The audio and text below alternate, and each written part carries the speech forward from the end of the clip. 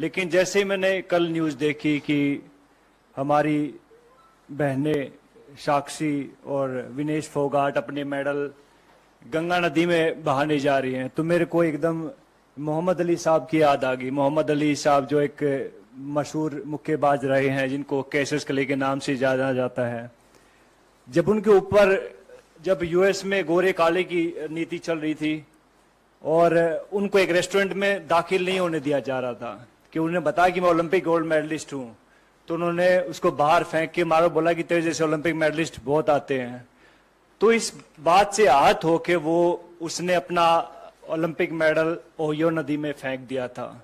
और उसके बाद जो क्रांति आई थी पूरे यूएस में, और आप देख सकते हैं कि यूएस दुनिया का सबसे नंबर 1 मुल्क है, तो ऐसे लोगों की वजह से वहां के लोगों ने उन लोगों का साथ दिया कि भैया नहीं, रंग भेद नहीं है, हमें नहीं अलाउड है। लेकिन हमारे यहाँ उल्टा होता है। हमारे यहाँ जब हमारी बहनें ओलंपिक मेडल नदी में फेंकने जाती हैं तो वहां सबसे पहले उनका मजहब पूछा जाता है, हिंदू हैं या मुस्लिम हैं। चलो हिंदू हैं। फिर उनको कास्ट में बांट दिया जाता है, अच्छा तुम जाट हो, अच्छा ये वो है, ये वो है, ये वो है।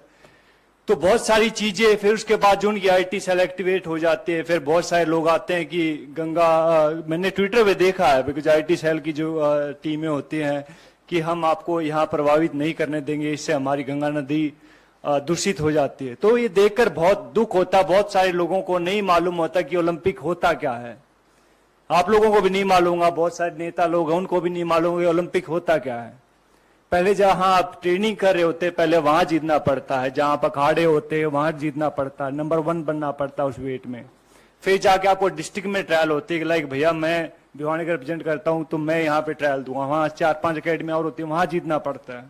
फिर जाके स्टेट में जीतना पड़ता है, फिर जाके नेशनल में जीतना पड़ता है, फिर जाके एशिया में जीतना पड़ता है, और फिर जाके ओलंपिक में जीतना पड़ता है, तब जाके ओलंपिक मेडल आता है।